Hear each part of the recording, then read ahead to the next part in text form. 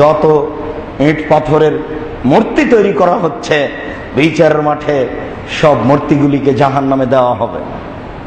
যত ছবি মূর্তি তৈরি করা হচ্ছে সব ছবি মূর্তিতে বিচারের মাঠে আপনাকে পিটিয়ে হত্যা দিতে বলা হবে। আপনার তো হুঁশ বুদ্ধি নেই, মাথায় গোবর ঢুকে আছে, নইলে আপনি এত ছোট নিম্নের কাজ করতে যান, নিচু কাজ করতে যান। কাজ পাওয়া যায় না দুনিয়াতে কিছু। শিক্ষা অর্জন করেছেন এই জন্য যে বাপের ছবিকে সুন্দরভাবে সাজিয়ে ঝুলিয়ে রাখবেন। আপনাকে আমি বলিনি, আপনি ভুলে গেলেন।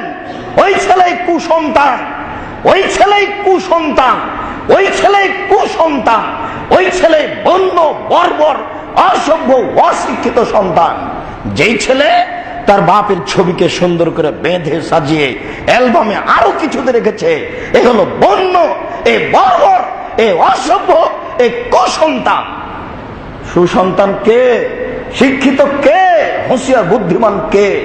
যেই ছেলে বাপকে কবর দিয়ে এসে বাড়িতে এসেই বাপের একটা পাসপোর্ট সাইজের ছবি ছিল, তাকে ছিঁড়ে টুকরা করে ফেলে কবরের পাশে গিয়ে বলছে হাত তুলে, আল্লাহুম্মা আগফির লি আবি ওয়ারফা দারজাতাহু ফিল মাহদিন ওয়াফসালাহু ফি কবরিহি ওয়া নাব্বির লাহু ফিহি। হে আল্লাহ, তুমি আমার পিতাকে ক্ষমা করো, তাকে উচ্চ মর্যাদা দান করো, তুমি তার কবরকে প্রশস্ত করো, তুমি তার কবরকে আলোকিত করো। রব্বির হামহুমা কামা রাব্বায়ানি সাগীরা। হে আল্লাহ, তুমি আমার পিতা মাতাকে দেখো ওইভাবে যেইভাবে তারা আমাকে বাল্য অবস্থায় দেখেছিল।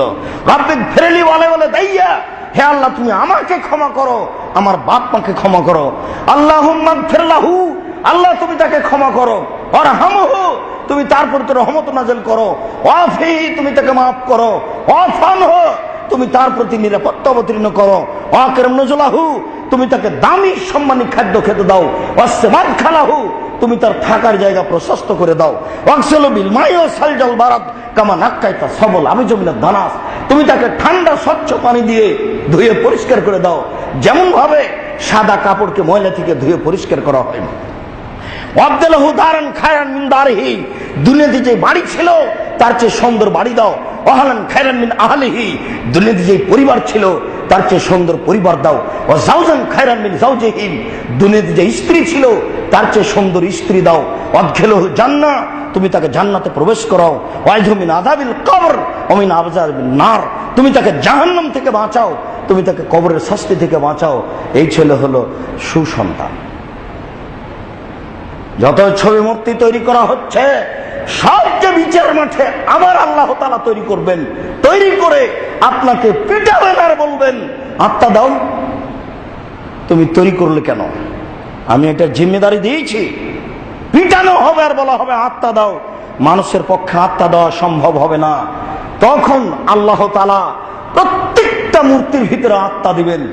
আপনি যদি আপনার চাচার মূর্তি তৈরি করেন 10,000, তাহলে আল্লাহ বিচারের মাঠে 10,000 মূর্তি তৈরি করবেন এবং প্রত্যেকটার ভিতরে আত্মা দিয়ে জাহান্নামে ঠেলে দিয়ে বলবেন যে তোকে তো জাহান্নামে দিয়েছি, তোর বাপ তোর চাচাকেও দিয়েছি, দেখ এখন কেমন লাগে।